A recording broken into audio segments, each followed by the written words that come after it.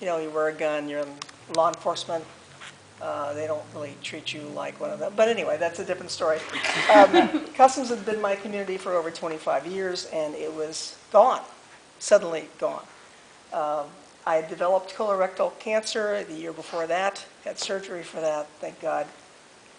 9 years later, I'm cancer-free. But that's there too. But, when you have a condition like that, you start thinking about your life. What will I do for the rest of my life, however long or however short that is? And then I fell in love with a Jew. And then suddenly I noticed all of my friends around me were Jewish. I don't know how that happened. And I liked the way that they lived their lives. So all of these came together as a message to tell me that I need to find something in which I believe, and a new community above all. And I was convinced Judaism was the answer. You can walk into any Christian church and declare yourself a Christian, and behold, you're Christian. But that's not true of Judaism. It's a long process. I first went to a synagogue in Oakland in August. Big mistake. Timing is everything. The rabbi was on vacation. So with Dawn's advice, I started a Taste of Judaism class, and then I started an intro class. And if you've ever been to an intro class, these things are really long, like almost a year long. And I found a wonderful rabbi to work with in the intro class. But after 2 emails and 2 phone calls, and she didn't answer, okay, that's not the rabbi. I gave up on her. But I was then drawn to a rabbi I met later on the intro class, Rabbi Matz Moshin at Temple Sinai. And I'm so very glad that the other 2 times didn't work, because we were the perfect match. She's very structured in her approach. We studied for a year, maybe over a year. And she's very warm, and I just really loved her approach. But I have to tell you, the study wasn't easy, because I came home one day and I think I said to Ruth, this is Martian.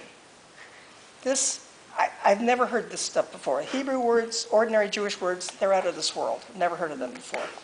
And I still, to this day, screw up things like bris, brit, bris, and Boker Tov kept coming out Boker Raton, which is kind of Jewish.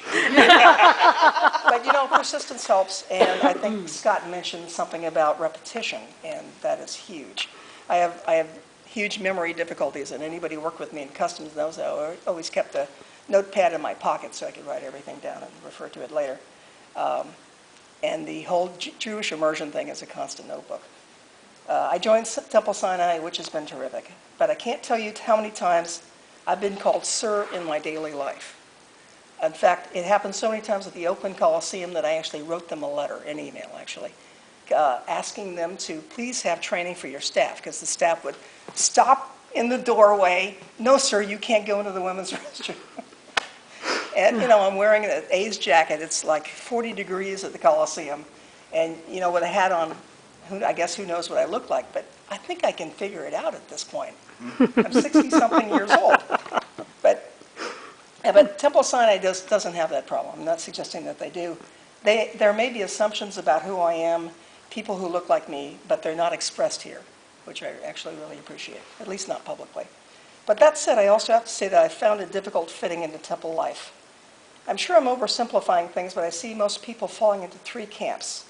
There's the liberal Bay Area people who think, hey, diversity, we love that. There are the people who hear lesbian and they really hear sex. Thanks, Mark. Or the people who just don't know what to do with this. Lesbians, especially androgynous ones, don't fit in any particular box.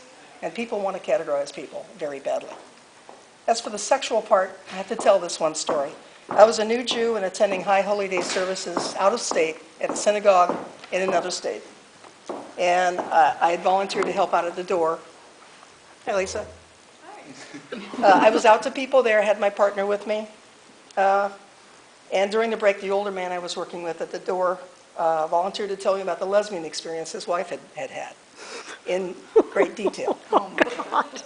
And I didn't know what to do with that, so I basically told him that's not appropriate. I walked away and I never spoke to him again.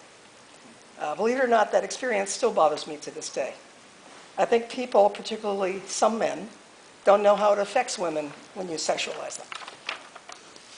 For the people who don't know what box to put you in, my experience at Temple Sinai has certainly had no sexual overtones, thank God. But I haven't really felt like I belong either. There are people here whose first and last names I know. I know what character they played in Purim Spiel. I know how they argue at Torah study. And yet they don't know my name. They never acknowledge me by looking me in the eye, and they never say hello. They don't approach me at Oneg or before or after services. And I must admit, I have to claim 50% of the difficulty there, as I'm an introvert. I don't leap into the fray. I don't go up and approach people and say, hi, what do I say now? Yeah, that kind of thing. And I struggle with this every day, and I have to find a way to make this all work for me. Still, I think Temple Sinai is a good fit for me. I think the more diverse the synagogue is, and Temple Sinai is becoming more diverse every day. And the younger it becomes, the more I have a chance to fit in, to see my role in Jewish life.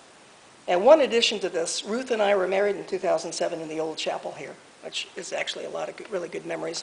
And we had our two favorite rabbis, Rabbi Meitzmushin and Rabbi Chester, officiating. So that was a lot of fun.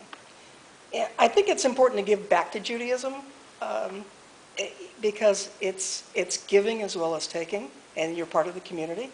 So Don and I started a website called Becoming Jewish, www.becomingjewish.net. There are flyers up there if you want to take a look.